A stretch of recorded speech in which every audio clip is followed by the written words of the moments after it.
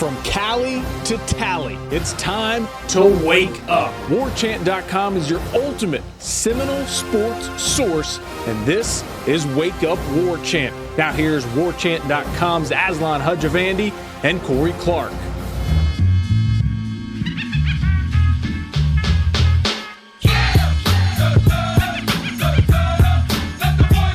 Wake up!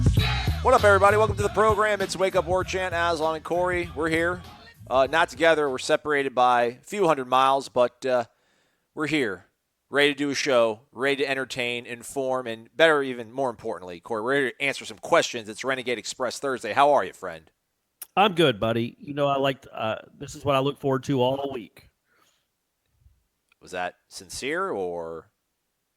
It probably sounded more sarcastic than I meant it to. Let's put it that way. Was there ever a disconnect between you and Shanna in terms of like you being sincere and you just being a smart aleck? Yes, man. Anybody I've ever met in my life, that's a problem. Is when you're as sarcastic as I am. Sometimes when I'm actually really being sincere, people think I'm being a smart ass, and I gotta no, I'm being sincere here. I really do like your toes, or whatever the case may be. Little weird. Was it from your dad or is it your mom that you got your wry sense of humor? Both. Right. I think I have a little bit more of my dad's personality as far as, being argumentative and stubborn and, maybe a little louder. But my mom is really funny. Okay. All right. And my sister's just a bore, which is weird, but whatever. Jeez. Well, not everybody can be cool. Well, true. Practice happened yesterday. Nothing that really caught my eye. Nothing, I don't think of huge substantive development happening. There was no hiccup in the music, though, Corey. They went from the IPF doing knoll drill right outside, no hiccup. I mean, right to the music, right to it. I was thinking about that. So could you think of and again, I don't think it matters at all what they do when it comes to, as long as they're practicing hard and smart. They could have a real life DJ out there. They could have a Salt and Pepper concert going on. Bullshit. But to introduce all these changes, whether it's a DJ at the games, apparently changing your home uniform every other week. My goodness. The dancing, the swaying, all that stuff. It would have been a lot better if he'd been 8-2 right now. A little bit. Maybe a little bit. So it's not when you're having the worst season since I don't know, The Godfather 2 was released in school history. It's not the best time to be introducing all these changes. But I get it. Yeah, I'm an incremental guy. I would like to see things maybe kind of spaced out over time, but I guess you kind of have to dive into these things. Yeah. But the thing is, if it gets turned around, when it gets turned around, people are going to be all excited about this stuff. For the time being, I think, maybe people aren't. I know the young kids don't care, and I certainly don't really care. No. But when you're 4-6 and you've given up 150 points in 3 games, ain't nobody excited about the new uniform combination. Nobody wants to see you in black and garnet with a garnet helmet. Number one, it just doesn't look good. It also doesn't look like Florida State. But save that for when you're 8-2, man. Anyway. Speaking of the music and practice, and they are practicing with effort, Harlan Barnett did make a comment about the fact that this is a team that continues to practice hard. You wouldn't know their record judging by the intensity they bring every day. You would think they were 10-0 is his exact quote. We didn't speak to any players on Wednesday. Apparently, either they declined to want to speak to us, or they were players that had already spoken to us on Saturday, or they had already kind of walked into the IPF and started their calisthenics to warm up. Not a big deal. It's fine. Made my job easier. I'm running out of questions. The girlfriend asked me last night, she's like, is it tough? Like, are they sick of you? Are you sick of talking to them? And it's like, yeah, kind of. I mean, there's only so many different ways you can ask, why is this not working? And just filling in a different. What? I was thinking about this. What's such a bummer about this season is even like in 2009, that was a bad season. Oh, yeah. But Christian Ponder was really good. Yeah. And Greg Reed was kind of an exciting kid. There were exciting people to write about. an exciting moment. Like that was a really good offense. It was a bad team, but it was a good offense. And I don't know, last year you at least had Derwin and you had Cam Akers. You had you had reasons to be excited and maybe narratives to kind of and stories to tell. There's been so little improvement. And again, I'm not here to bash anything. I'm just saying for our purposes, a day-to-day grind of a job, there's nothing new to write about. It's not like, oh, they made it from week to week. It's not like you think, oh, they made a great leap here, or there was a lot of improvement there, or there was this, or there. I mean, we're writing about that jumbo package, the hippo package. Man, that thing was they run it 3 times, but that's all we can write. What else are we going to write about? The defense is still bad. The offense is still an unmitigated disaster. Like every week, it's the same stuff, and there's no other than Tamori and Terry, and Burns and Marvin Wilson to an extent. There's not a lot of great players on this team, and there's certainly not a lot of great position groups, and there's no good side of the ball. So there's no good things to write about. And even in bad years, there's usually a few good things to write about.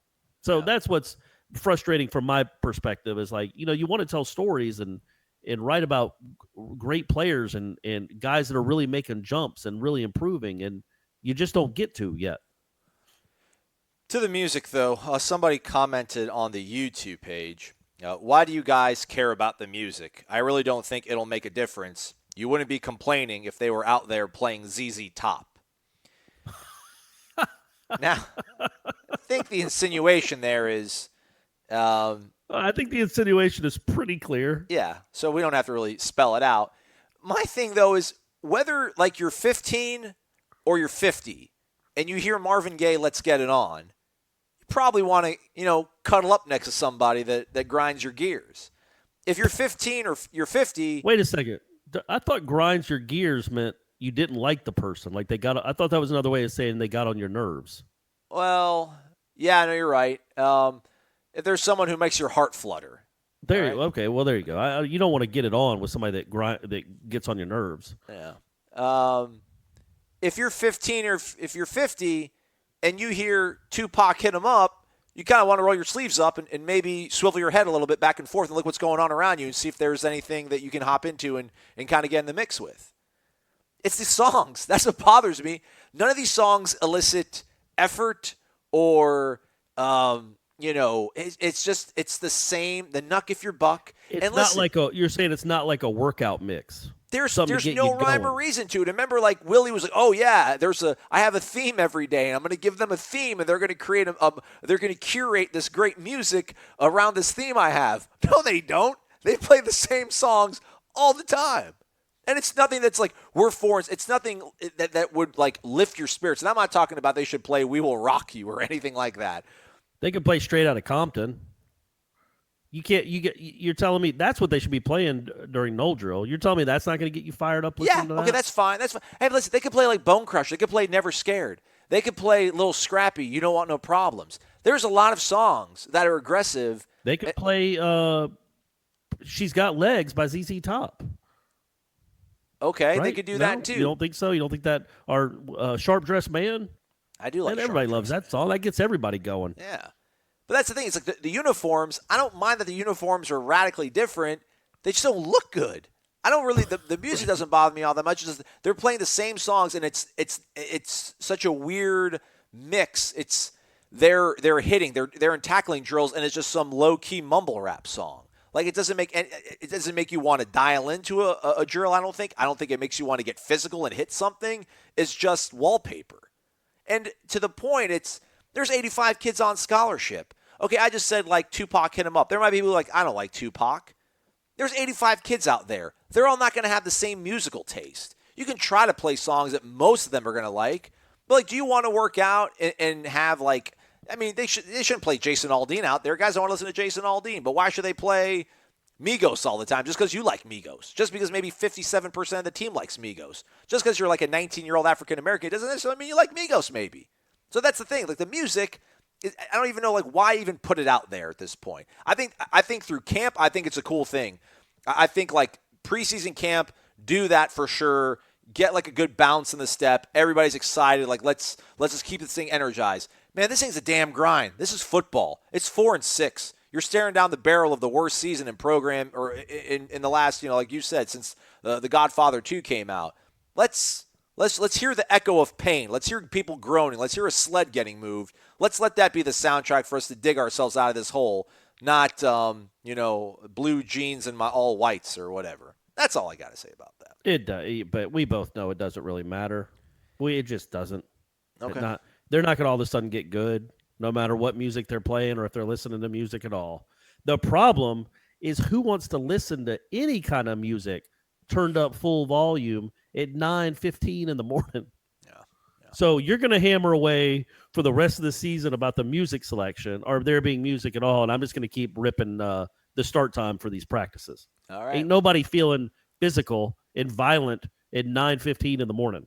Hashtag staying in our lane. All right, man. Let's get right down to it then. That's 10 minutes of me blabbing. Let's get to the Renegade Express. Let's start off with Maxwell Gibbs, first in the box. Wake up, Aslan Corey. What are your thoughts on the ugly uniform combination that's going to be worn against BC? These might be the ugliest things I've ever seen in my lifetime in terms of uniforms. Side note, Corey, you're crazy for saying Chicago is better than New York City. In regards to the bowl streak, typically extra practices benefit a team like this, but do you think that maybe it would be best for Willie to just have the season end so he can fully focus on recruiting, evaluating the staff, and continuing to find ways to make the culture better? So when it comes to the actual football team in 2019, probably they probably better. I mean, we've seen what they've done through 3 months of practice. They haven't gotten any better. So I don't know what an extra 10 or 11 is going to do for this particular group of players. 15. Plus, some of them won't play because it's a bowl. It's a meaningless bowl. But nobody should really care what's best for the 2019 Florida State team. There's been 36 teams that have come through here. 40 when you go back to the winning season streak. Try to do it for them. Like it probably would be better for Willie to just hit the ground recruiting and get all of December and get a head start on some other coaches. But there's more to this. That's something to think about. It's something to be proud of. 40 straight winning seasons. So you don't want to dismiss that. So if they had a chance, if they were still practicing in December, that would mean okay, well they got a chance to have a winning season and they're going to a bowl. That's really important. I think overall. Maybe I'm wrong. It's just my opinion. I think it's more important to continue the bowl streak than him to get an extra 2 weeks up on other coaches and recruiting. Yeah, for sure. I totally agree with that, man. I think that the practices will be hugely beneficial to get this team. I mean, listen, if there's one thing this team has shown is that they need more time figuring things out, and a bowl game gives you, sanctioned NCAA practices to be around your coaching staff and work on these things. I can't think of any. I mean, the whole you get on the road and you can recruit a little bit better. Hey, man, you're still selling them. You're selling them bologna and trying to tell them it's prime rib right now at this point. So I don't even know if really you want to go out on the road this quickly right now and try to sell 4-8 or 5-7. I think you'd much rather have a bowl game and have a little bit of distraction of planning for another game, but at least being able to put some sort of gloss on this season to help sell some optimism and get these guys on board. Yeah, we talked about the jerseys. These are legitimately. I think this is the most unsightly, hideous combination that Florida State has ever worn in their history. I don't get it. Do they recent history? We don't know what they were wearing in the Lee Corso years. I don't. I think it was probably mustard, and it was cool. I'm cool with that. At what point do they have to earn anything, these guys? Do they have to earn their single digits? Do all the guys who have single digits still deserve it? Are they still really dudes? Should tribal council or unity council really still have a say in what they're going to wear at this point? I think the tribal council should. Well, yeah, of course. Tribal council. But the unity council, yeah, why don't they let the tribal council start deciding things for about a week and see what happens? Might be a different vibe around the program if the tribal council had their words listened to. Yeah, man, it's just I don't. And again, I'm not an old. I mean, I'm an old dude, but I'm not an old stickler for you got to do this, you got to do that. But I don't know if it's so much as earn is like, man, you again. I will say this till the day I don't get to talk into a microphone anymore. You've got the coolest uniform in the sport. Quit fouling it up with nonsense. Just you are blessed with a awesome helmet and cool color combination. It's not the end of the world. It doesn't matter. But you also can't. I know people always say it's about recruiting. It's about recruiting. You can't tell me one kid in this country is choosing between Alabama, Clemson, and Florida State and then sees the black and garnet and says, you know what, baby, I'm going to Tallahassee. They know how to party. That's the kind of school I want to play for that'll put garnet helmets with a black top and garnet pants. It don't make a lick of difference. Clemson has the ugliest uniforms maybe in any athletic field.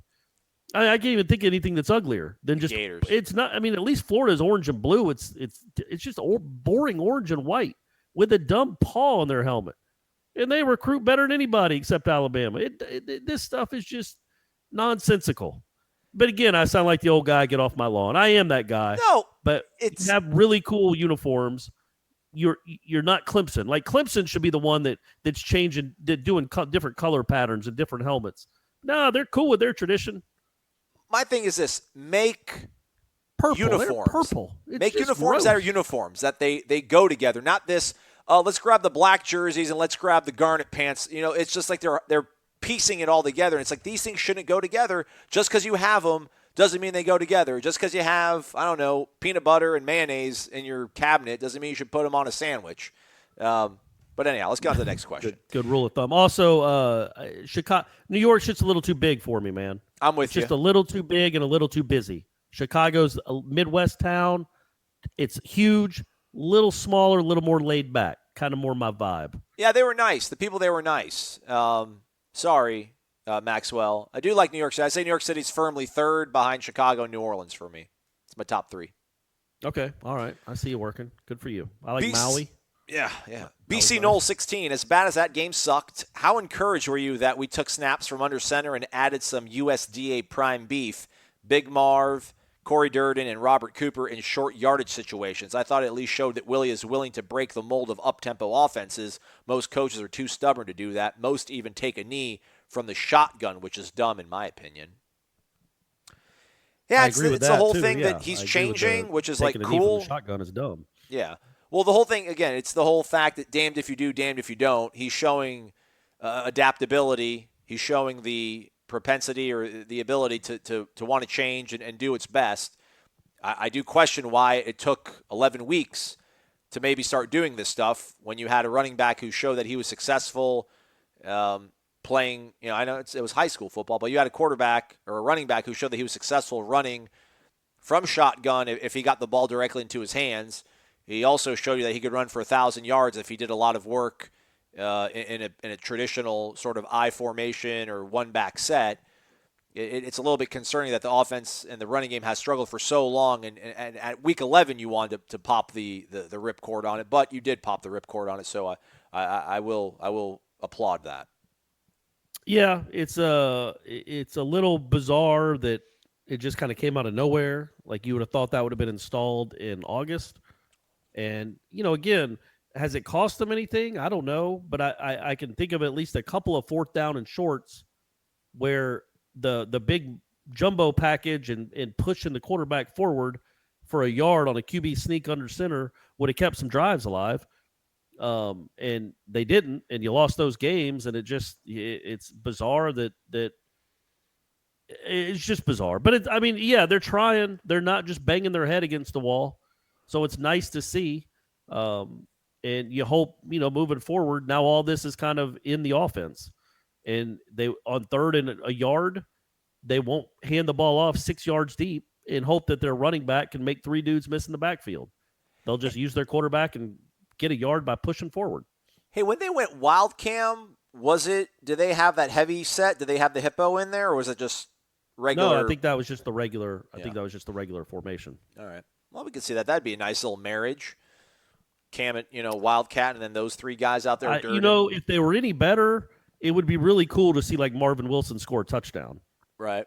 But you can't really do that when you're 4-6. Like Clemson can do it with that Wilkins kid. I think he did score against Florida State. Yep. All right, man. They're awesome. They're number 2 in the country. I don't know if I want to see. I'm sure they have some sort of play off it where one of those big dudes is open in the end zone for a play action or something. But let's hope they save that for till next year.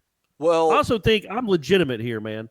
If Marvin Wilson is only going to play 40 snaps a game, which I get it, you want to keep him fresh, put that dude at left guard Let him play the other 40 snaps he should be playing on defense on the offensive line. You're telling me that guy can't just move people out of the way? He could move 2 guys out of the way. Yeah. And it'd be good for his Heisman campaign next year if he's playing both sides of the line of scrimmage. He was just throwing that out there, gang. Yeah, he was the shallow option on the doomed 4th and 4 or the 4th and goal from the 4-yard line play action that nobody was fooled on. Yeah. He was like the intermediate option, and then I think it was McKinney in the back of the end zone. Yeah, neither one were open because, again, they knew you were going to run it from the 4-yard line on 4th and goal. Yeah. All right, next question. Seminole Mike 1. Sup, guys? Wake up. Since I only post every few weeks, I figure I owe a couple questions. That's not how it works, but all right. First, is it just me, or do you feel that the offense under Bell has seemed better? Yes. Yep. I mean, again, they're averaging 20.5 points per game in the 2 games he's called, so it ain't like they're 93 Florida State, but it has looked better. It's looked more cohesive, just better. It's had a better flow to it. It's been able to just better, more chunk plays, as I like to say, chunk plays. Yep. Second, how do we reconcile all the reports in the past of the incredible family and team atmosphere during Florida State recruit visits with the reality that we may have somewhat of a split team and by some accounts players that don't like each other or play for one another? I don't know. Is that happening? I don't know. That might be. I mean, look, it's greatly just exaggerated. I think it's just hard to stay together. And anybody listening to this show that's played any sort of sports understands it. Like when you're on a bad team, it's hard to be rah-rah and have all that brotherhood and family and everything. It's just a grind. It's a grind when you're on a good team. Yeah. But when you're on a bad team, man, there's just nothing fun about any of it.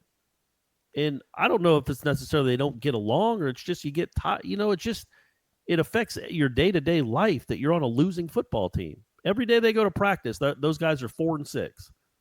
And it's hard to be Johnny Rah-Rah and Johnny Cheerleader and picking everybody up when everybody's kind of miserable. This lends me to, or gives me an opportunity to bring up the question that I mentioned a few days ago that my buddy had texted me. Okay. It's my buddy John. He actually took credit on Twitter for eating my cheesecake in Boston when I was passed out drunk back in 2005. So sweet. It's for you, John. I wonder if the fact that Jimbo left and was not fired impacts the collective team psychology for a lot of these players. He went to a, quote, better opportunity. They may have been psyched on Willie and the new program culture, but there isn't the same buy-in as coach was fired. Now we got someone better who will help us win. A lot of these guys are Jimbo players. Deep down, maybe they just aren't bought in, and also loser mentality is deeply steeped due to being left by Jimbo. I thought that was a pretty interesting take. I think there's some validity to that. I think it's... Like Dad just left you. Dad didn't leave you for a Playboy model. Like Dad left you for some lady at the pool hall. Well, no offense to people in that instance, I don't know that really matters. Like, you don't want Dad leaving you at all. Well, you could be like, well, I get it, Dad. Or leaves you for A&M. Mom's been a nag, and Mom's losing her strut. But nah, man. No, I'm just saying, I don't think the kid would be like, well, I see what you're doing, Dad. It's cool. Maybe like at age 20-something, not at age like 9, But I think it's just anger, man. I think it's anger that the guy left. Especially because who knows I can't imagine during the season he was telling them that was a possibility. It kind of just happened, even though he would pseudo deny it. And, a lot of those guys were there years before when it was every Thanksgiving. Jimbo's being rumored to go to LSU. And then this one last year comes up and he actually leaves.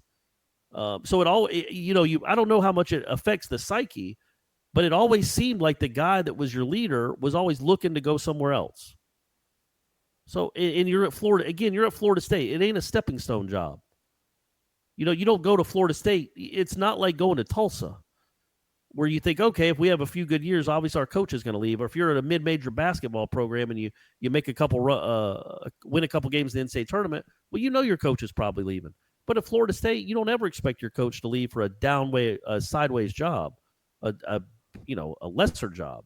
So I think there's anger there. Maybe there's some I don't know. They're sad about it. You think they're sad, or you think they're more angry? Well, no, I mean, I don't know, but I think there's some sort of validity to the fact that everybody is telling you that this guy's better for you and everything is going to be great now. And I don't know, it's like the guy that they believed in him, man. A lot of people don't like Jimbo. I get it. Jimbo was rude. Jimbo was a jerk. I understand. A lot of successful people are, but that's another story. A lot of people came to play for him, man. Maybe more people came to play for him than the spear on the helmet. And then he's gone. And again, he didn't get fired. He up and left you. DeAndre tweeted the whole thing like, "Dang, you couldn't even say anything." That's going to affect the way you're going to, I don't know, maybe embrace the new coaching staff. Well, I will say that it's not easy to just make a connection right away with a team. Right. You take over a team, and 75% of the team aren't your guys. They don't know you. They didn't choose to play college football for you. And any of their the defensive tackles chose to play for Odell. Right. But other than that, like, none of these guys chose to play for their position coaches. None of these guys chose to play for this head coach. So I can understand that 100%. And yeah, they can look, I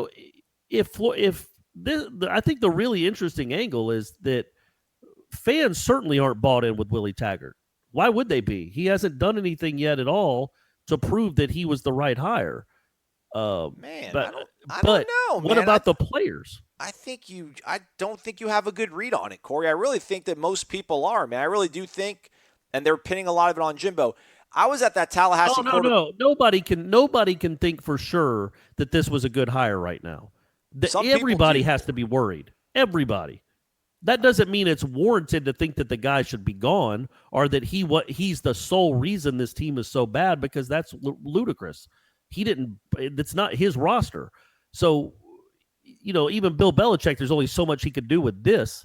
But I can't imagine there's a single Florida State fan. They might believe that he's going to do it, but none of them know for sure. None of them have 100% confidence. How could you after these 10 games? Because it's not like they're losing 41-40 on some bad plays, but they're really disciplined and they're playing. They keep improving each week. I mean, there are reasons to be concerned about what you're seeing through 10 games. I don't know, man. Every day we post the Willie video. There's a lot of negativity, but there's a lot of "I still believe in you, coach." But that's different. I do think people might. You're a fan. It's going to work out. It's going to be fine. People are comparing the first 2 years he had at USF to what's here at FSU. People, again, Kirby struggled his first year. Saban struggled his first year. All that's completely fair. But my point is, Georgia fans weren't so. There wasn't a single Georgia fan that in 2016 was like, absolutely, Kirby Smart is going to get this thing turned around. Nobody knew for sure. And people are believing in Willie. They're hoping in Willie. But you can certainly understand the trepidation. And I think everybody, I just can't imagine there's a single person that, like, 100% in their mind, in their head, dang right, Willie Taggart's going to get this thing turned around. In 2021, they're going to be playing for multiple championships. I'm not saying that's not going to happen. I'm just saying that right now, through 10 games, there's no proof of that. On that token, what do the players think? Yeah. If the fans aren't completely bought in, are the players? Because they're the ones that are living through this. Like, they're the ones that are actually going and getting embarrassed on national television. They didn't come to Florida State to do this, and they didn't come to play for this coach and this coaching staff. So what are their feelings about that? And obviously they would never tell us publicly if they weren't confident, if they had genuine worry, if they didn't think these guys were any good. They wouldn't tell us. At least you hope they wouldn't.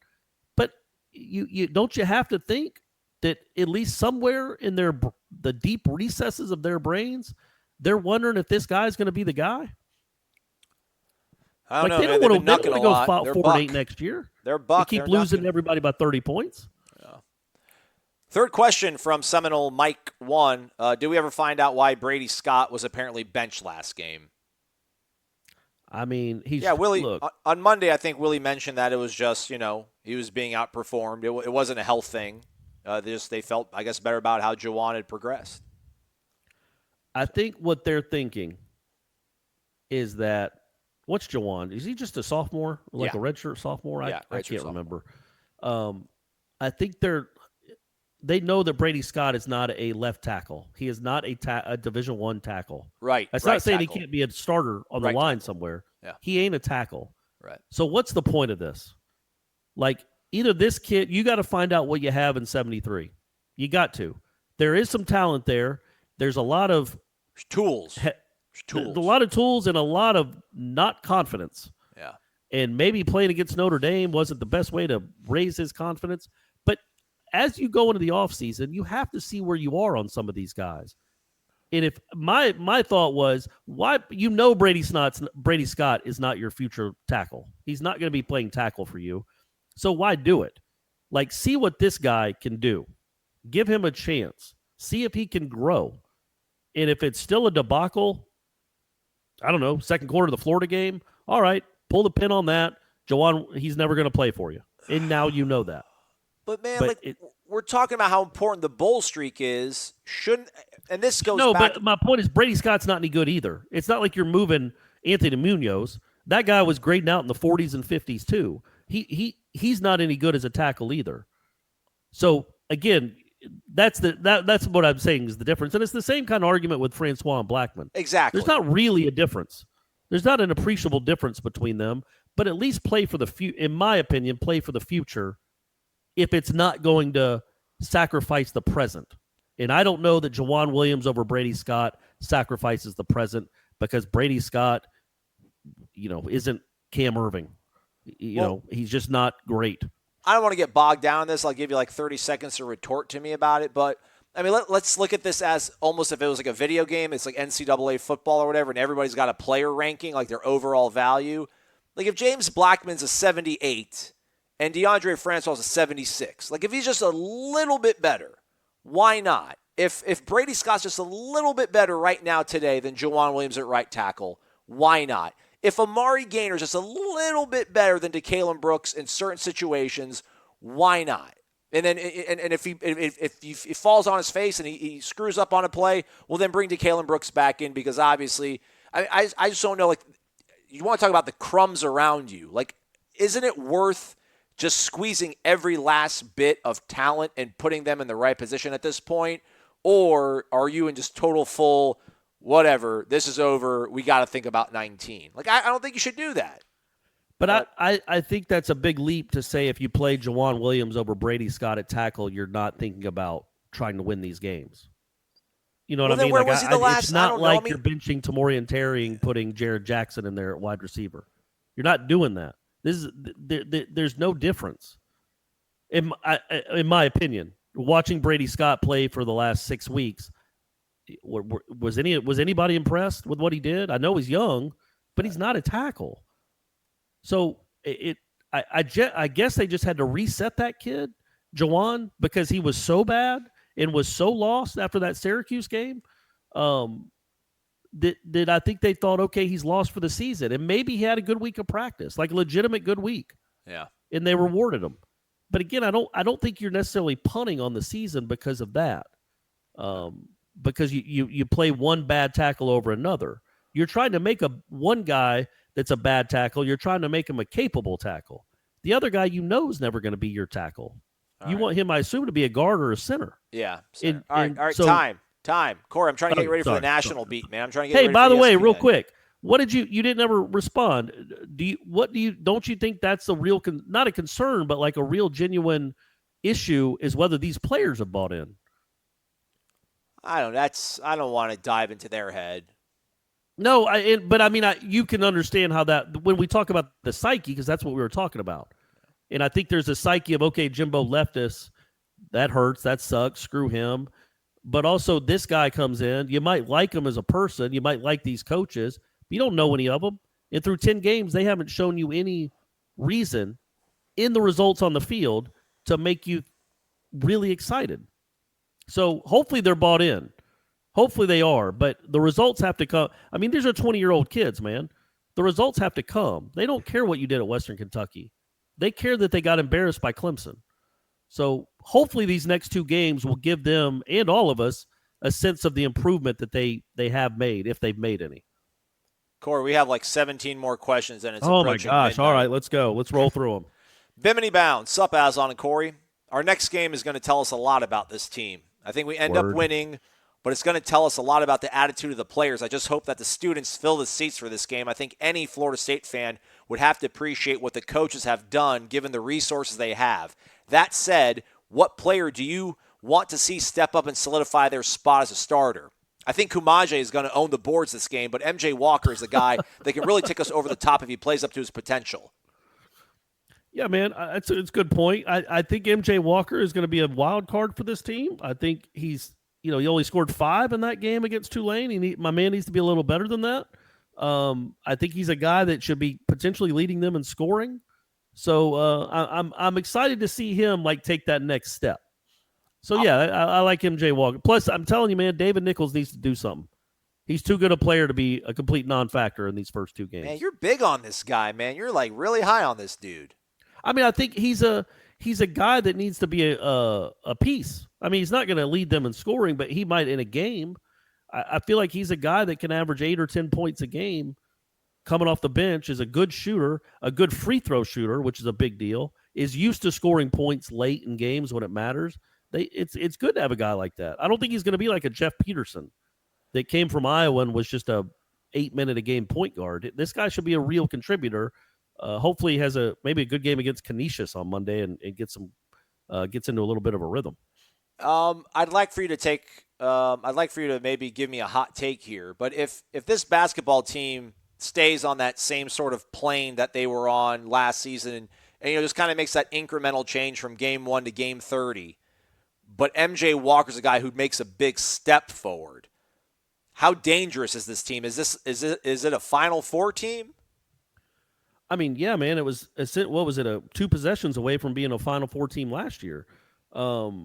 Yeah, sure, it's talented. Is he the one player? Is that the one player that I don't want to say this whole thing hinges on, but if he's the one guy that can live up to the vast potential, to the ceiling that he had, that's the one guy, right? That if he can maximize his potential, this team, it gives the biggest boost to the team overall. I think so. You got. I think Forrest is one of the best at his position in the league. Junior just does everything well. Just a great. That's a little overboard. A very good college basketball player. They need him in the secondary. And Terrence Mann too. I think those 2 guys at their positions are very good college basketball players. Phil Kofer coming back. We'll see how he looks with the foot. But MJ Walker is a guy that is a potential NBA player.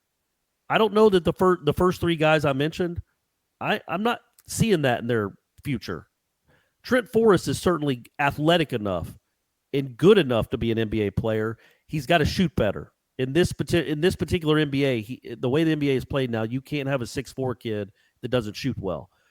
But, man, MJ Walker is a dude that if he reaches his ceiling as an NBA player, he's got all of it.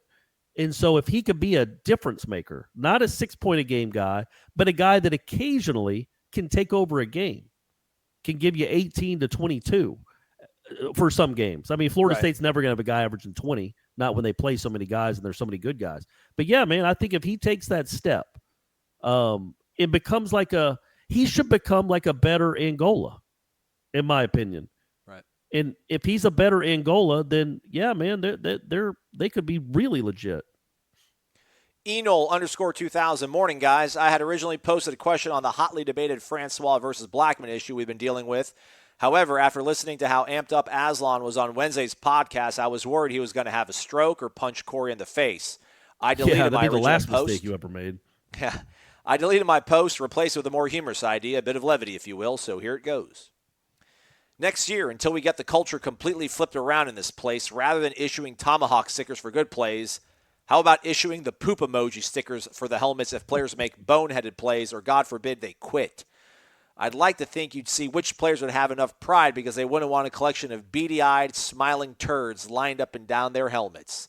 So, yeah, get Knuck if you're Buck or whatever. I'm more of a Tupac, Biggie, Wu-Tang guy myself. This new stuff they're listening to isn't even rap. I feel like the poop emoji should be just saved for the garnet helmet. I think that would be a nice contrast with the brown on the garnet. And so every time they wear the garnet helmets, and heck, maybe next year it's every game. Why screw around, Willie? Let them wear the garnet helmet every game. Then whoever makes the bad plays from the week before, they got poop emojis on their helmets. Folks, reminder, we'll do phone calls tomorrow. Give us a call, 850-792-5730 if you want to get involved in the show. This one comes from VGG Knowles. Morning, fellas. Two things. First, conspiracy theory. Do you think that the Seminole gods have scorned us because we switched from the traditional uniforms and now have these god-awful unis? We were ascending to greatness prior to that, won the national title, switched, and then started rolling downhill to where we are now. The Pittsburgh Penguins, I can't disprove it. The Pittsburgh Penguins won back-to-back Stanley Cups in 90-91, the 91-92 season, and then they unveiled this brand-new jersey for 92-93. They actually won the President's Trophy that year, which is given to the team that wins the regular. They have the most wins in the regular season, and but they bowed out in the second round of the playoffs at home, Game 7 versus the 7th seed, the New York Islanders. And it was because they changed their jerseys. And that's the only rational explanation. The Penguins were mired in failure until they literally went back to their retro jersey with the skating penguin logo. You can ask Tim Linnefelt about this. And then I think within 4 years, we're back on top of the NHL, and they won 3 Stanley Cups in the last 6 years or something like that. 8 years maybe. So yeah, I mean, sure. No, I get why nobody's excited about the old logo change, and it was odd to do it. I know why they did it. It's always nice to make money, and Nike tells you to do something, you probably need to do something, but still, that's the only explanation I can think of. Yeah. Is it's the you've been cursed by the new logo. Second, on a serious note, why is it that the defensive backs are not turning around to locate the football? Are we not teaching this? Is Barnett overloaded trying to coach the whole defense and isn't getting his message across to the defensive back unit? Thoughts? Aslan, you know this too, obviously. You were around when Mickey coached here. So Mickey, for people that don't know, this is what they teach. This is what Mickey Andrews taught. So understand, this isn't a Harlan Barnett thing. The only time you turn around to look for the ball is when you're even with him. So what they teach is if the receiver has a step on you, they don't want you to turn around because that slows you down. Yep. And then if he does catch it and your head is turned, well, that's probably going to be a touchdown because your head is turned, he's caught it, and now he's behind you and you can't catch up. So what they want you to do is if the guy has a step or two on you, they want you to look at him and look at his arms and play his arms. Because if he has a couple steps on you, you're not going to probably intercept it. So they want you to rip it out of his arms. They want you to play his arms.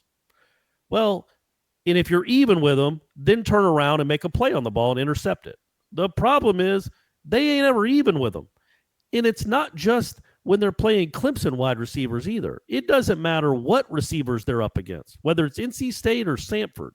They are never even on those plays. They are always trailing. So they never turn around, and they always either give up a big play or give up interference. What I don't understand, Aslan, and you explain this to me, buddy. You know football. So when the team has the ball inside your 10-yard line, yep, and you're man-to-man on the outside with a big receiver, why would you ever turn your back to the quarterback? Why would you not, as soon as the ball is snapped, you look at the quarterback? Because you can tell right away especially when the quarterback's throwing a fade or a jump ball, he catches it. It's not like he's trying to look off a safety. It's man-to-man. He doesn't need to. He just catches it, turns, and throws it. So why wouldn't you automatically be looking at the quarterback, and as soon as you see him turn to you, to your side, you know the ball's coming your way, and you're not scrambling with your back turned. You see the ball the whole time, and you can play it. Tell me why they don't do that. Tell me why they don't backpedal a little bit and play the ball and face the quarterback. Maybe there's more responsibility than just being man. Maybe it's not man coverage. I think, no, it's man. There's nobody else over there. Like, I was thinking about the Miami game where you knew they were going to throw the jump ball to that big kid over Asante. Who was it, Asante? Yeah. Or Litton. I couldn't remember who it was. No, it was and why would he have been playing like there was a chance he was running a slant? Right. Or he had to look, he had to get up on. It just made no sense. Just look at the quarterback. I know you can't do that at midfield because he could run a slant. He could run a slant and go. The quarterback could pump fake, and then you fall on your face. But inside the 5 or 10 yard line, you know they're going to throw it up to your side. I don't know. Anyway, it's just odd that they never the cornerbacks are never looking at the quarterback ever. in any situation on this Florida State defense did they look at the quarterback. By the way, after we're done with the show, Corey, back to basketball, you should check out Jonathan Isaac sent Joel Embiid packing. I saw it. What a great play that was, fantastic, man. Great, man. Good for him. Good for that. Get you some, Embiid. Sorry, man. Sorry you went up against the Florida State player. That was revenge for Andrew Wiggins. Damn right. FSU guy 1989. Hey, fellas, love you both. So we all know that when we play in this uniform combo. I hear, when somebody says they love you, you should say at least something in return. So I love you too. When we play in this uniform combo, we stink up the joint. That being said, maybe this is a case of reverse psychology and they will come out swinging. I really like the black unis, but I also think there is a right way to do it. If you guys had to design a blackout uni for FSU, how would it look? Also, what do you think has been the difference with Bell calling plays versus Willie? Blackout thing, I don't know. I probably would go all black, just black and gold, I think. I think I would eliminate garnet from the color palette. It would just probably be all black and gold. Predominantly black, just a matte black helmet, not shiny, but like a matte finish on the helmet with a golden outline spear, the gold tribal trim on the collar and the cuffs, and just all black pants. I guess. Okay. I don't know. All right. I would do the Steelers uniform. Okay. With the Steelers helmet, all of it. It's all just the Steelers uniform. I mean, you're not going to look like Florida State. You might as well look like a good football team. Heyo. I don't know what the difference has been between Walt and Willie. The one thing we touched on earlier in the week is that it seems like Walt is less married to the perimeter pass game, which correct. Yeah. Did it create any positive momentum for Florida? I mean, I think Nooney had that one against Notre Dame you mentioned, but that was Nooney just willing himself, to get to the first down marker. It wasn't like a well-designed play that caught them off guard. Yeah, I don't know if it's any less RPOs than what Willie was running. It seems to me a little bit that it is, but it's so hard. It's so hard to even know, man. I mean, both games they threw the ball over 40 times because in both games they were down weren't they down 17-0 in both? The both games that Walt Bell's called 2 games as the offensive coordinator, and both times they were down 17-0. Well, that kind of changes what you can do as a play caller. So I'd like to see him in like a competitive game. And what kind of plays he might run and what kind of rhythm he might get into. But again, it hasn't been a huge difference. It's been a little bit noticeable. Not as many screens out wide. And Terry, I know I made fun of the fact that all they did was run square ends with him and dig routes. But he has been thrown to probably 15 or 16 times in the last 2 games. Yeah. Walt did mention the fact that, the red zone offense has been struggling. Why not put it up to Terry? And basically said I don't even know what he's like. We weren't pitching and catching it real well. It's like, well, okay, but I mean, all right, sure, okay, man. That kid for Notre Dame can't throw a lick, and he threw 2 crazy passes that should have never been caught, but they were caught for touchdowns because their guys went and made a play. But I get what he was. I don't even think he really addressed the question about Terry as much as he didn't feel like they should throw it at all down there. Yeah. NC Knoll fan. Any idea what bowl game the Knolls will end up in if they win the last 2 games? Long shot, I know. Just wondering if you guys had heard anything just in case. I think Orange or Fiesta. Aslan, what do you think? What are you hearing? What are your people telling you? Actually, was talking to somebody about this on Wednesday, and it sounds like it probably would not be. I think there's 9 bowl tie-ins for the ACC. If Florida State sneaks in, they'd be the 10th team, and in which case they would likely end up in the Gasparilla Bowl, which would be at Tropicana Field in St. Petersburg. So for my Bay Area Knolls, the Tampa Bay area, that'd be huge. That would be a really well-attended game. That would really be a nice consolation gift for an otherwise forgettable season. I'm stoked. And I'm sure Gene is too. I'd be able to save the company a whole bunch of money because I would just stay with my family and my friends. But I would still rack up a good bar tab though. Well, still, and you put that on the card. Put that on the company card for sure. Yeah, that'd be cool, man. Plus, Willie'd be able to go back home, sort of, in that neck of the woods. Yeah. Good stuff. Great end to a memorable season. Harley07, wake up! Lately, I keep hearing the phrase, simplify the playbook scheme. Wasn't that lethal simplicity? Wasn't that what it was supposed to be in the beginning? Just your thoughts on whether Taggart made it too complicated this fall and now is having to dial it back to simplicity. Thanks, guys. I don't think it was too. There was never a moment watching this offense where I thought it was too complex. Yeah. And that sounded like a shot. I didn't mean it to be. It just didn't. I think, one thing that, again, when you look back at the season as a whole, and something that kind of concerns me moving forward is how much time in August did they work on that diamond package stuff? In the wild camp stuff, I think he might have taken 4 or 5 snaps at quarterback in that first game. Maybe more. I can't remember, but I know it was more than one that Cam Akers took a snap at quarterback. And then it completely went away. Why? It didn't work the first game, so it's done, and then you bring it back and it works for a touchdown against the second best team on your schedule. It's just odd how it seemed to be a pretty big part of their game plan going into the opener, and then completely thrown in the ocean after it failed in the opener. But maybe they spent too much time on that kind of stuff. I don't know, but it just none of it seemed complex at all. It's just they have an offensive line that can't do anything, and they have a quarterback that doesn't really run the system all that well right now. So bad combination. I think it was you who asked Willie on Monday about whether he, saw anything positive from the run game despite the loss, and he kind of credited it to the fact that, we kind of made it easier on the guys up front, in terms of what their responsibilities were, and that's, maybe a reason why things worked out a little bit better. And then I asked him, I'm like, at what point in the season did you think that you could put more on these guys' plates that you decided to then turn it around in this week? And he said, listen, I thought beginning of the season, he's like, I thought we could do everything that we wanted to do, everything that we installed, everything that we put in, everything that we worked on. We thought we could do it when the season started, but then he talked about once the injuries started piling up. And, man, love Landon Dickerson, but we're like talking about Landon Dickerson, like he's Anthony Munoz, like you said about Brady Scott. And I know, I guess offensive line he is. Yeah, I guess Cole Minshew's been gone. Missed most of that game against. Did he even play in the Notre Dame game, or did he go out in that one? No, I don't think so. Yeah, he went out early in the NC State game, I think.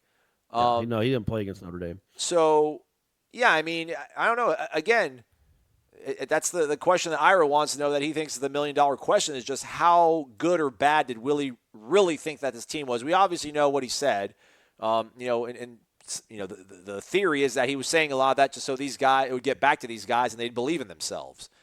But yeah, it's bizarre that, they mentioned making it easier on the offensive line, and Harlan Barnett's talked about having to dummy it down for the defense. It's just like, at what point did you guys think that, okay, we can start putting more on their plate? But here we are, man. Here we are. All right. Bama Knoll 80. Hey, guys. Thank you so much for helping me wake up each morning on my commute. I appreciate all you do. I hate to think this way, but after the past several years, I can't help but wonder, what if we win the next 2 games, get to a bowl, but lose that game? We beat the odds to keep the bowl streak alive, but still break our run of consecutive winning seasons. Would that loss negate the happy feelings of the bowl streak being preserved? Well, maybe a little, but at least you'd still have one of the streaks. Yeah.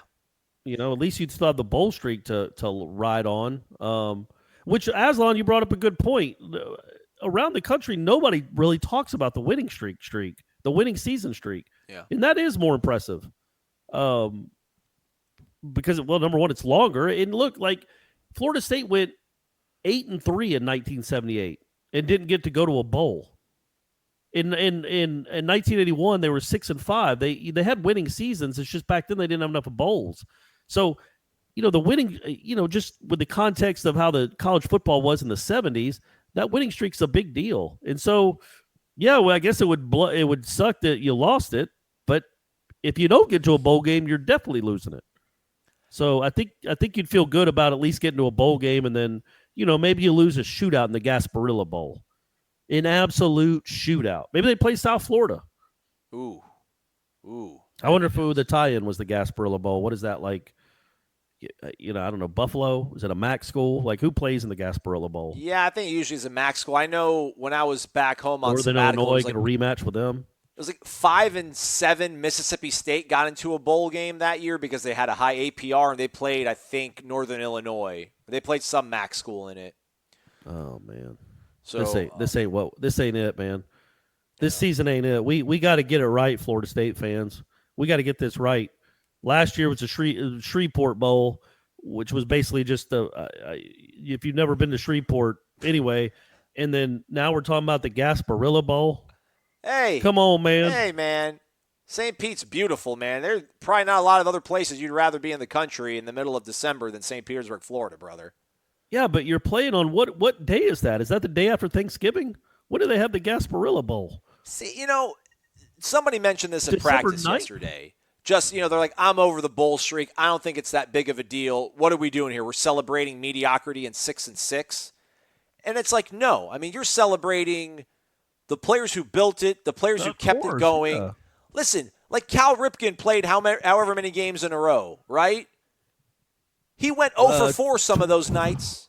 He was 26-56 maybe? Something like that. You know what I'm saying? Like, Joe DiMaggio went 56 games and had a damn hit every single time. A lot of those times he might have been 1 for 4, 1 for 5, but he still got on damn base. Get to the bowl. This is a big deal. It's important. No, 100%. I'm just saying, and I would know, yeah, man, get to a bowl. That's better than not getting to a bowl. But holy moly, Florida State's going to be playing a bowl game on like December, if they get to one. They'll be playing a bowl game on December 12th. Heck, last year they had to reschedule Louisiana Monroe just to get into Shreveport. I hate when people say that with such derision. It was a game on the schedule, man. You get 12 games. This wasn't some cheapie.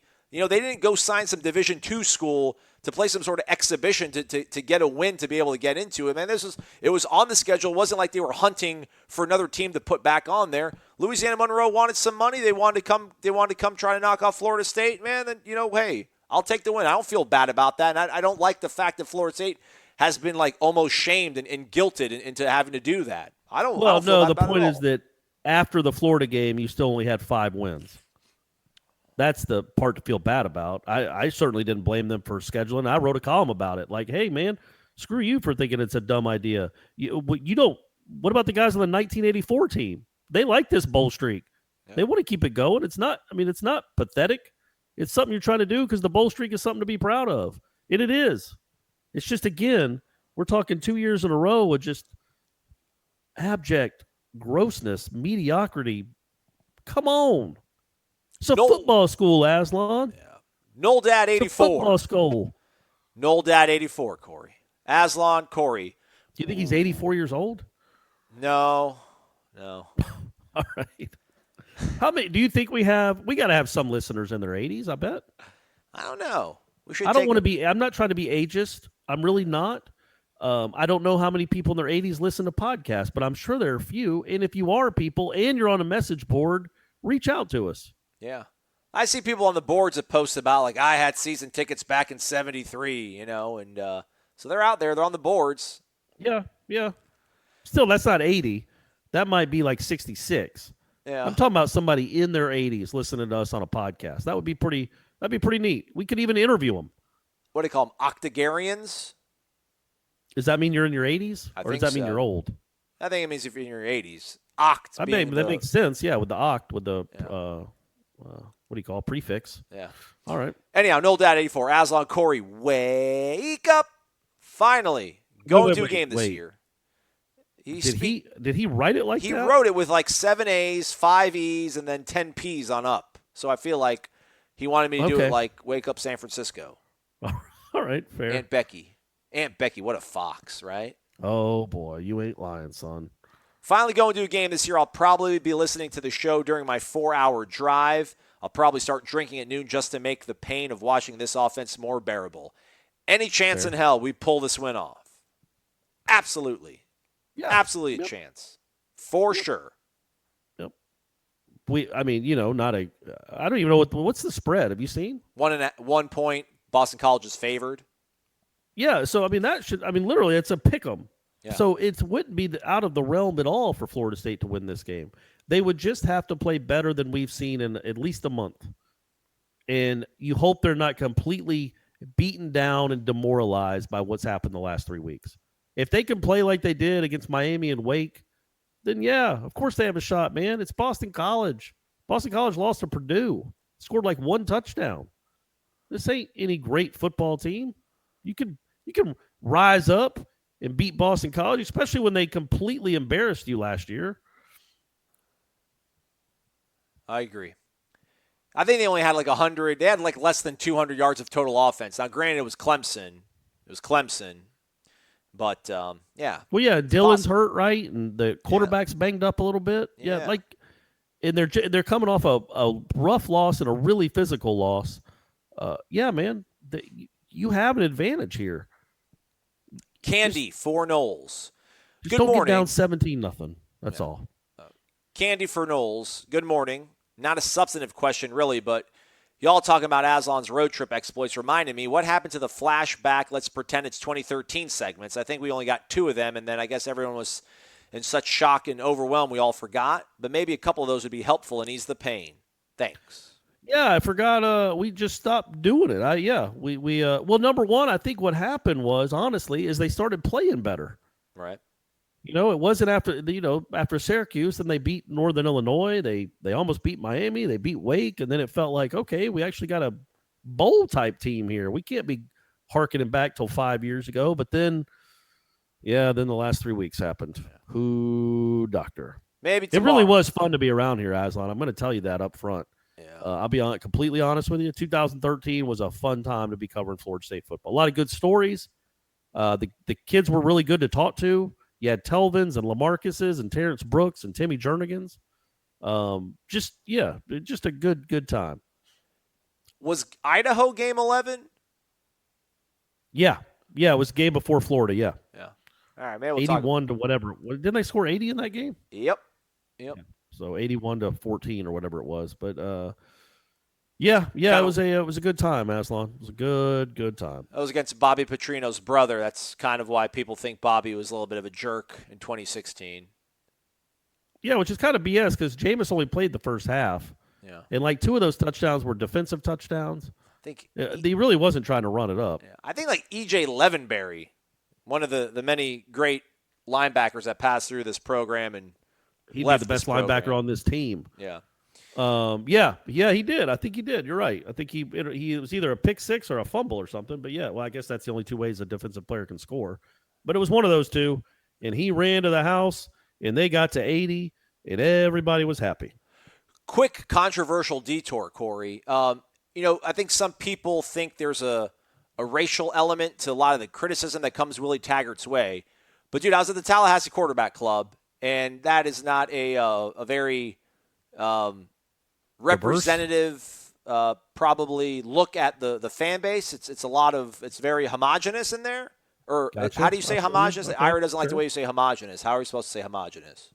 I think that's right. Okay. It's not. I don't think it's homogeneous. Well, one guy said, raised his hand, was like, I think we all forget that last year this team was actually 3-6 going into the game. Was pointing out the fact that, or whatever, they were 3-6 at one point, and so this staff is doing better. Another guy got up and said, listen, how do we get here with all these 4- and 5-star kids that we recruited? And then another guy interrupted and was like, well, it's because you know how many of those 5 stars and 4 stars from 2014 to 2016 are still here? Like, these guys are pulling hardcore stats to defend the current state of things with Willie. This is not Willie's fault. Is it a public forum? Yeah, it was crazy. No, but was somebody speaking? Yeah, it was Danny Cannell was there. Okay, so they're asking Cannell questions? Yeah. Okay, and I got you. Okay.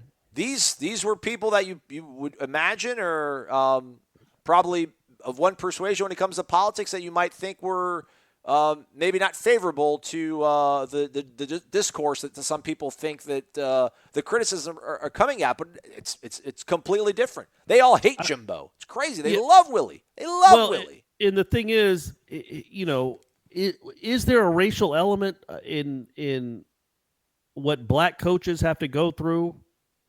Of course. Oh, yeah. Sure. Yeah. Nobody would argue that. I think there's been a little bit of that with Leonard. Not much, but a little. He never gets credit for being a good coach, somehow.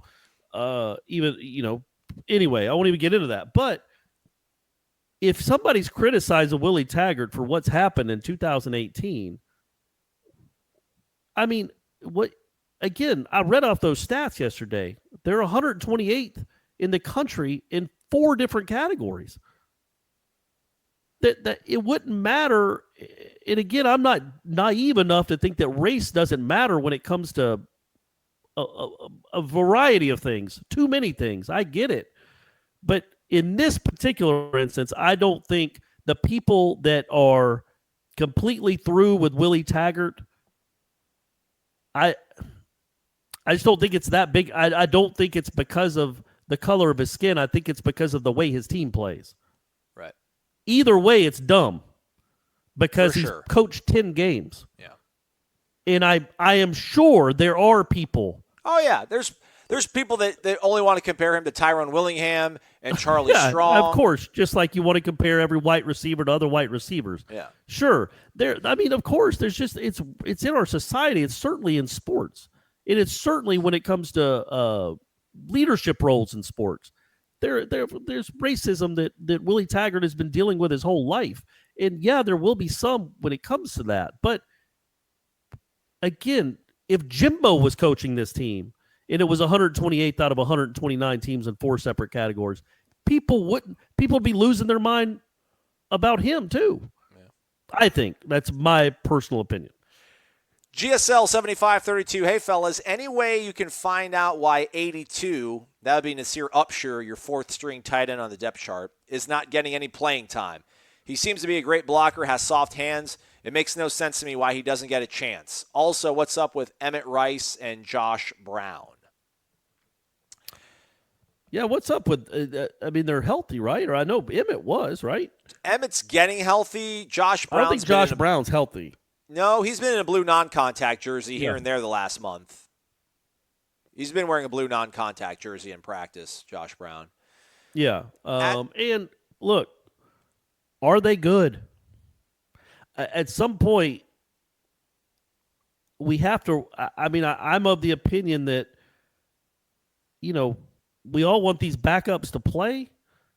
I would like to see what Amari Gaynor has, but I guess he's not completely healthy. Or they just don't feel comfortable putting them out there. But if you're not beating out the guys that are playing, then maybe you're just not you're not good for this system. They just don't think you can play, that you're not as good as these other guys. When you think about Florida, so Woodby's essentially their linebacker, right? Yeah, but it's hard to look at Gabe Neighbors and wonder why maybe and see Trey McKitty try to block sometimes and think maybe put Nasir in there. Oh, I get it with him. I don't know what the deal is with that. I think there may be something not necessarily performance related when it comes to him, when it comes to that young man. Yeah. Because he's a pretty good blocker, and he's a pretty good athlete. I mean, he looks the part. He had one game where they targeted him, I think, twice on a drive, and he caught it both times. I mean, it's not nearly as dynamic or as fast as Trey McKitty, but he's good enough. He ain't Jeremy Kerr, but God bless Jeremy Kerr. One catch, 1 yard, 1 touchdown, taking down the freaking Gators. Huge legend. Catch.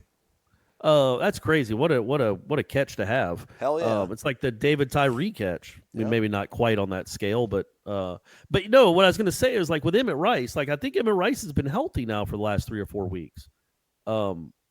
Healthy-ish. I mean, nobody's healthy. I can't imagine Jaden Woodby's 100% healthy or DeKalen Brooks is 100% healthy. So you have to ask yourself, if he can't get on the field now, well, all right, doesn't that tell us everything we need to know about Emmett Rice? Because the guys that are on the field ain't cutting it. Yeah. Yeah, just like the offensive linemen that we all want to see play. Well, I don't know if there's a lot of those guys. But like Big Baby. Big Baby can't get into this lineup. He can't even get a snap. What does that tell us about that kid, man? I mean, hopefully something happens and something clicks and he can become a dynamite college football player. But he's the only one they haven't tried. He came in as this super duper recruit, and he can't even get on the field at all. with literally the worst offensive line in the Power 5. He can't get on the field. All right, so I have to wake up and go to practice. Not great. Maybe he's not a great football player. We got 4 more questions. Let's go. Oh my gosh! All right, we're over an hour, man. I know. Let's just power through. Joanne, hey, by 24. the way, folks, wake up, fellas. Tomorrow's show is going to be 17 minutes. Joanne, 24. Wake up, fellas. I swear I feel like I'm on a roller coaster like Randy Quaid in Major League 2, but can you answer this question? We've all heard all about culture change, but have you seen any? Constantly defending DeAndre is a bad look. He's never wrong. He basically calls the head coach a liar with, quote, competition. I'm reading this, folks. But Willie called out Terry, and not once has he called out Nooney for being selfish and dropping passes, and that so-called suspension. Number 9 fumbles a lot, but you won't see any other back get a touch. The young guys mess up but don't get another chance, but the vets mess up and it slaps on the wrist. That's not changing the culture. Yeah, man. I don't know. I know Cam. There was one game where Akers fumbled pretty early on. It didn't seem like he got back out there until the second half. Nooney was suspended. Yeah. Well, to the question, culture change, have you seen any? I don't know what we can see. Culture might be one of those things that we don't see. Correct. And I don't even know if you can maybe hear about it, but I don't know how much of that you can really, say with certainty is happening. I mean, it's coming from secondary sources. It's kind of like playing telephone sometimes. I mean, I guess people don't want to hear it. Maybe we'll see what their APR looks like, and that's going to be, because that's the one thing that Willie did say. I think I asked him last week or the week prior, just what has gotten better around here.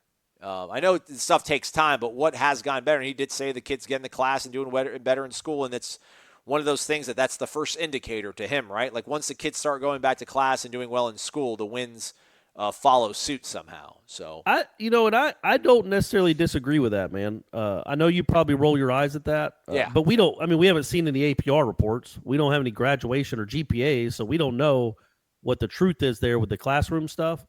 But kids that are accountable off the field are typically accountable on the field. I do think that can change your whole mindset as a person. And you can think about that, right? A kid that's entitled, that doesn't have to go to class, that comes into class once every 2 weeks or whatever it is and sits in the back and falls asleep. You think that kid's like going to be a winner? Like he's a kid that'll lead other kids? But if you get these guys like the Jaden Woodbys of the world that, are good students and want to be leaders and want to be leaders of change, I think that can help, man. I think that really does, that can change a culture. The problem is, how would we know? Yeah. We can go by the way we interact with them, and that they do talk to us, yesterday notwithstanding. They do talk to us, and they'll come up and answer questions, and we get to talk to coordinators and all that. But all we can go on as fans and as media, really, for the time being, is what we see on the field. But we don't know what's changed inside that locker room. And they haven't quit. If it can. I know he accused some of the guys of quitting. I don't know if they've quit to the degree that people think they quit against Boston College. I mean, Brian Burns. They 100% quit like they did against Boston College. I think it was even more severe. It was more noticeable against Clemson. Really? Oh, I think so. Because I think in that Boston College game, I think after McFadden dropped his 9th punt, I think that's when they kind of cashed it in. But until then, I thought the defense was at least playing hard. Yeah. I remember, I think Matthew Thomas, somebody was really playing hard in that game. It was still making tackles and still running down dudes at the 3.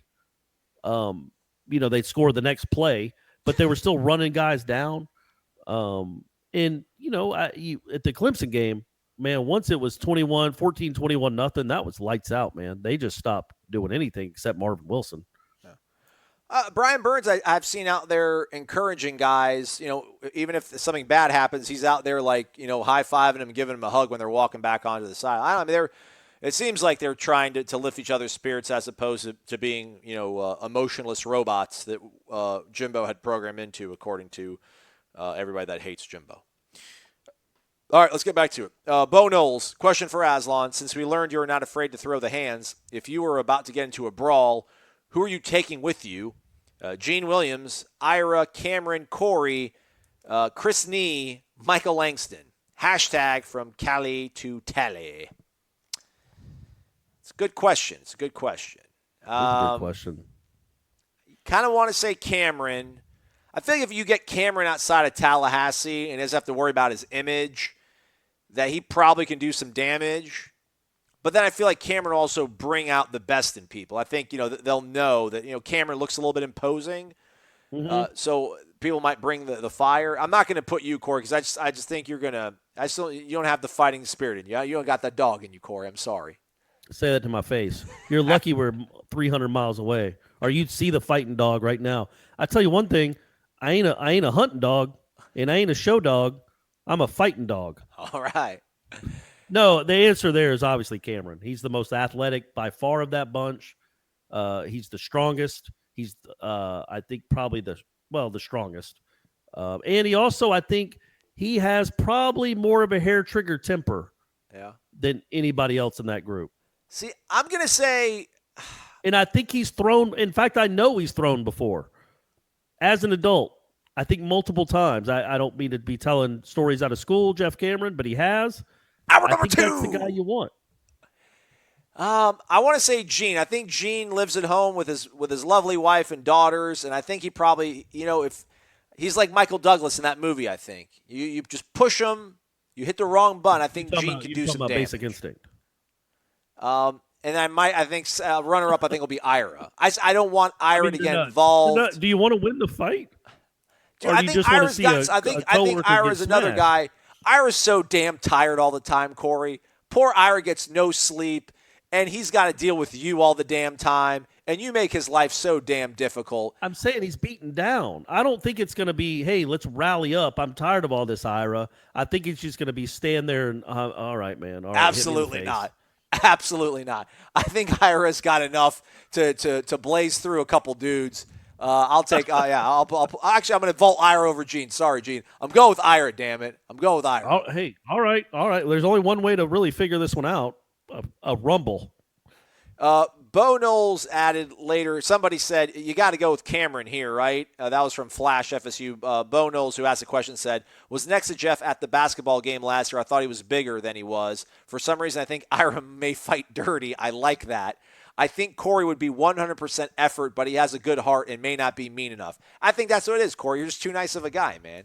You're too nice of a guy. But like, dude, it's going to leave a mark on his face, Aslan, and I'm going to be getting pounded away by 4 guys. I'm like, I don't care. I think I'm just more of a coward, but I wouldn't say I'm a nice guy. I would say Ira's nicer than I am. Ira's bigger than I am, which helps. And then I'm telling you, Jeff isn't small though. No, he's not. He's like 6'1". He's got to be, I don't know. Well, he's 220 or so. He's got a barrel chest. He does have a barrel chest. I'm telling you, and he's got a temper. Not like a mean, he's never snapped at me really, but you can tell that there's an edge in there. Yeah. Sometimes you look in those eyes, and you're not sure who exactly is looking back at you. Yeah. All right, 2 more. Saying. 2 more. Let's get the hell out of here. Okay. All right, please. Hi guys. Can we go back to race? What's that? I'm just kidding. Go ahead. It's Kadar from New York City, guys. I noticed against the elite teams. I'm going to interrupt you real quick, Aslan. I'm sorry. Again, real quick. People, 12 minutes, I've just been thinking about it. My diatribe 6 minutes ago about race and Willie Taggart and records, I'm so bad at articulating that kind of stuff is why I always avoid it. I shouldn't talk about race. I didn't mean to talk about race. It came up. Apologies. Let's move on. Hey, that was my bad. It was my bad. I just want people to know that you guys are listening. Actually, I shouldn't even go there. We have good hearts. I promise you. And I know that's what bad people say, but for once in my damn life, I'm being sincere. We're on the right side of history with this stuff. All right, it's Kadar. I'm noticing against the elite teams like Clemson and Notre Dame, we are defeated when they get off the bus. For the first time since Jimbo's first and second year, I feel like the physical profile of our player simply isn't where it needs to be.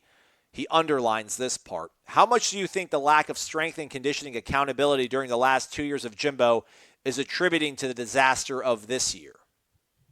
I mean, it's all part of it, right? It's hard to put a percentage on something like that. This didn't just happen by accident. Willie Taggart couldn't actively coach to lose games and look like this. there were obviously some big issues with the strength and conditioning, but we don't know to what extent. We know that 2 or 3 years prior, they were winning a national championship and they were pummeling teams, and completely physically beating them.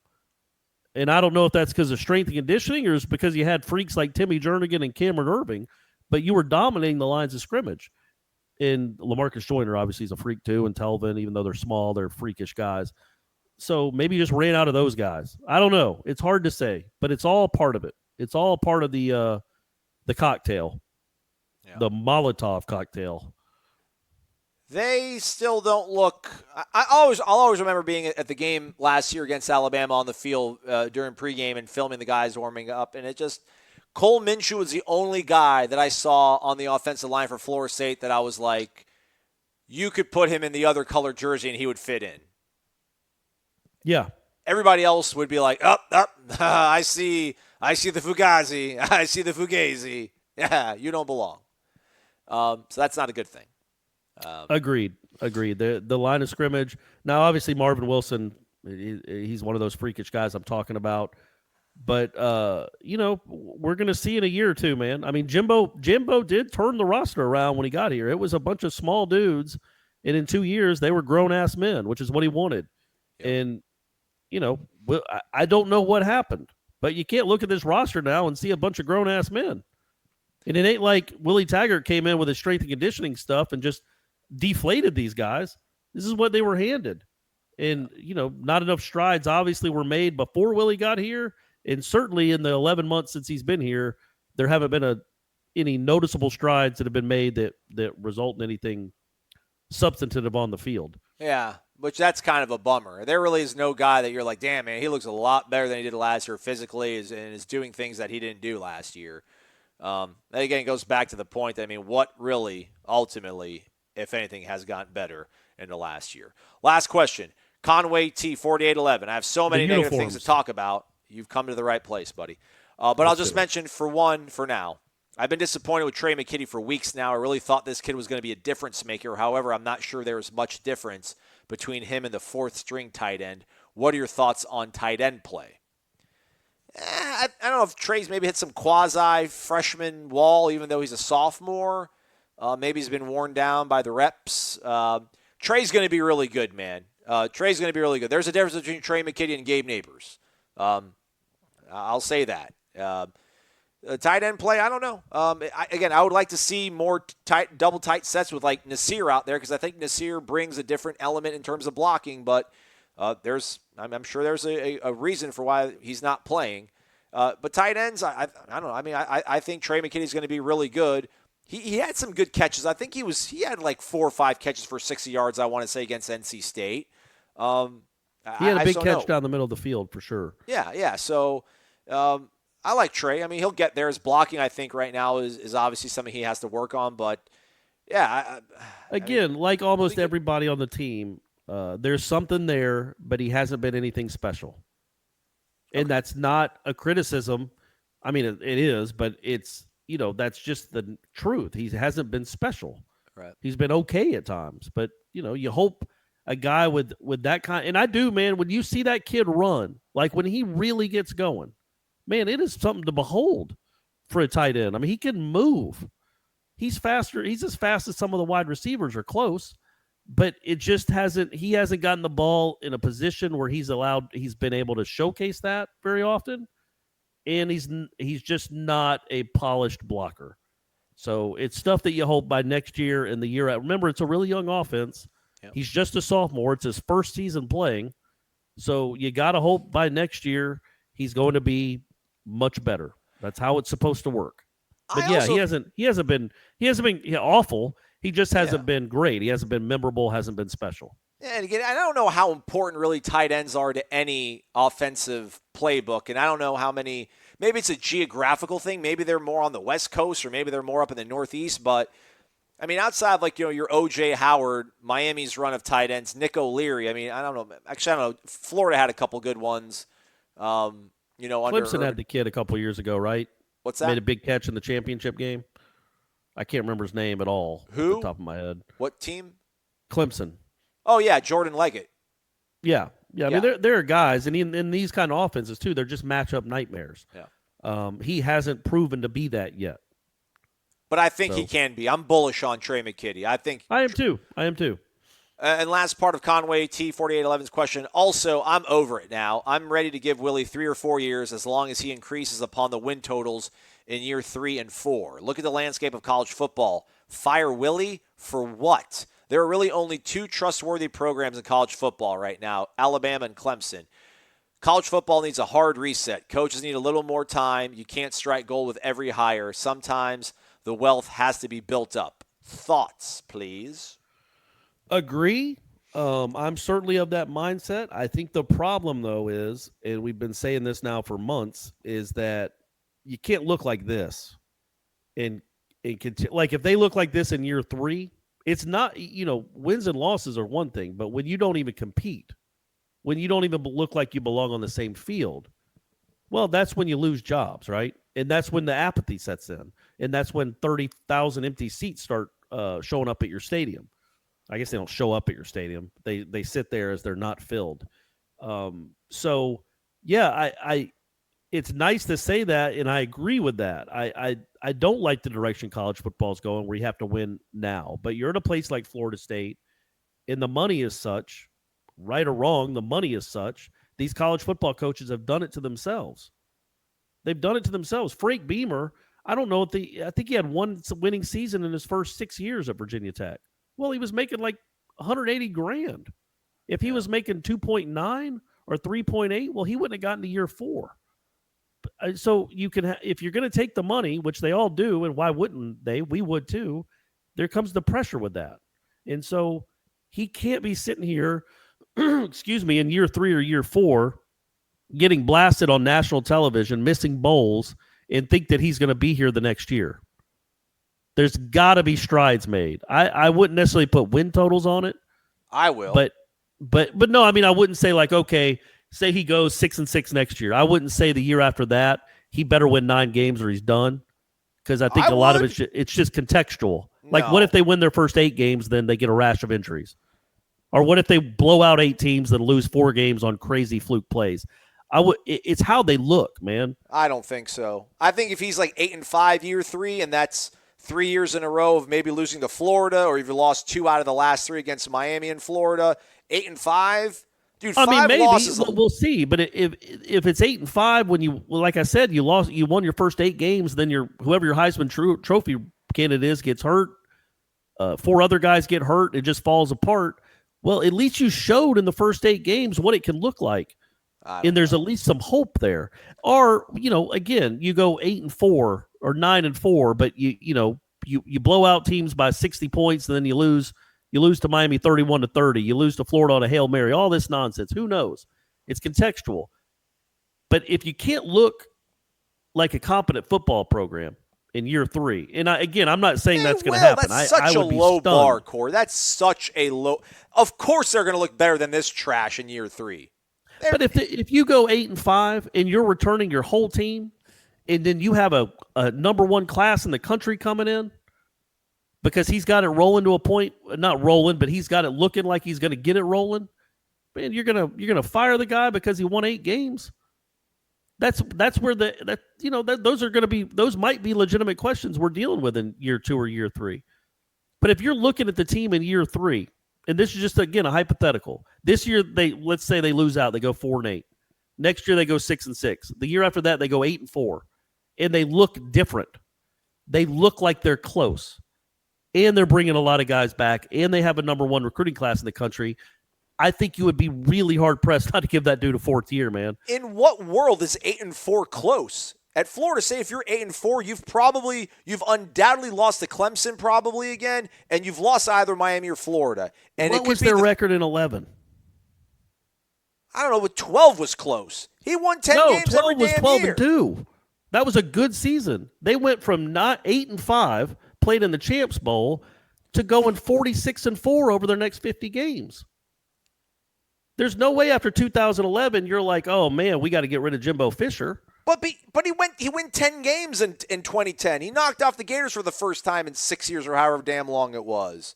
He had a really good first year, man. But you also didn't look at 2011 at the end of that season and said, you know what, this team is set up to go 46-4 over the next 50. No, absolutely not. But I was like, but you knew he had a great recruiting class coming in, and you could see it on an uptick.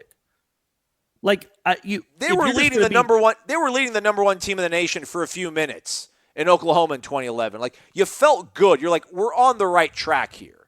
Like, well, that's what I'm saying. So in 2020, say Florida's number one in the country, and they lose to them 21-20.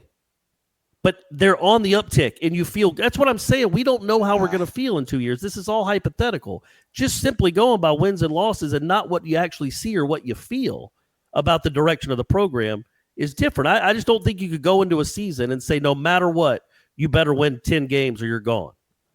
I understand that. That's all I'm saying. We're smart enough, and people are smart enough to see if strides are being made, like big strides. And there's a chance, and not all 8-4s are created equal. And you could look at an 8-4 and say, man, they are really getting better. It would be just beyond stupid to fire this guy now that he looks like he's got this thing where he wants it. And he's bringing in this awesome recruiting class. That's all. That's all I'm saying. But again, that's all 2 years in the future, and that's all a huge hypothetical. But I think that's something that I do think there's a chance that's what we're looking at in 2 years from now, is a guy that has gotten the program better, but it's still not where people want it. But it's looking like it's heading in that direction. And are people going to be patient with that? Or are they going to say, doggone it, you just lost to Florida for the second time in 3 years, and we're not doing this. Let's go get, I don't know, Chad Morris. Who knows who's going to be the hot coach at that time? Mark Stoops. What is this, a 2-hour show, Aslan? I can't believe this, man. I can't believe we have this much to talk about this team. 1 hour, 31 minutes. Oh, my gosh. Got to go watch Netflix. By the way, I watched the Adam Sandler thing on Netflix. Not bad. What Adam Sandler thing? He's got a new comedy special, and it's really well done. It's cool. It's well done in that he films it in a bunch of different places, from comedy bars to arenas and everything in between, and you get to see his act, but in different venues. And it's mostly singing, it's Adam, but they're funny, dumb songs. Right. It's fine. I mean, it's not, the best thing I've ever seen, but he does have a really sweet, touching Chris Farley song at the end. Sweet. Yeah, Chris Rock did something like that where he spliced together all of his sets. Like, he did one in Johannesburg, one in London. Yeah, I remember that. He did it in 3 different places, right? Like New York. Yeah. And Adam Sandler is not nearly as good as Chris Rock as a comedian, but it's worth your time if you and the lady friend are looking for something to watch. Yeah, hey, I want to ask you a question. So I'm still watching Ozark with her, and I think we're on season 1 still, and we've hit episode 8. I don't want you to give anything away, but like, did you give up on the show at this point, or were you still watching it? No, I watched the last season. I watched both seasons. Okay. I didn't give up on it. Okay, but you didn't like it though, ultimately. Did I tell you what my problem was with it? No, I don't, and I don't think you did, but I don't want you to say it because I'm watching the show. I just no, it's not a spoiler. I like it. It's somebody you've already met. It's somebody that's a big part of the cast. It's a plot hole, right? There's a plot hole? No, not a plot hole at all. It's an actor/actress. And that's my biggest problem with the whole show. So I'm sure people have tuned out by now. So it's basically just you and I talking. You don't like the casting of it or something? Or yes. Okay. The blonde girl with the curly hair. Ruth. Yeah. Ruth. Okay. Completely takes me out of the show. Okay. Every time she tries to be a badass. Okay. Completely takes me out of it. I don't buy it. I never have. Okay. Okay. All right. The uncle's being scared of her. Okay. Corey. Okay.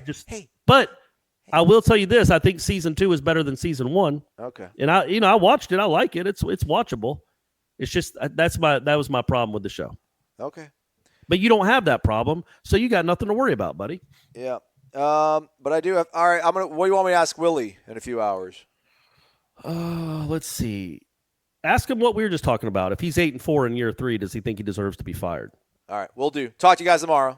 WarChant.com is the ultimate inside source for FSU football and recruiting. And now you can get in on the action for free for an entire month. WarChant.com is offering a risk-free 30-day trial subscription. Get full access to the #1 website covering the Seminoles just by entering the promo code WarChant30. That's WarChant30. Sign up and get in on the world's most active FSU message boards. Receive breaking news, stories from our award-winning staff, plus get exclusive interviews and videos. Just enter the promo code WarChant30. WarChant.com, your ultimate Seminole sports source.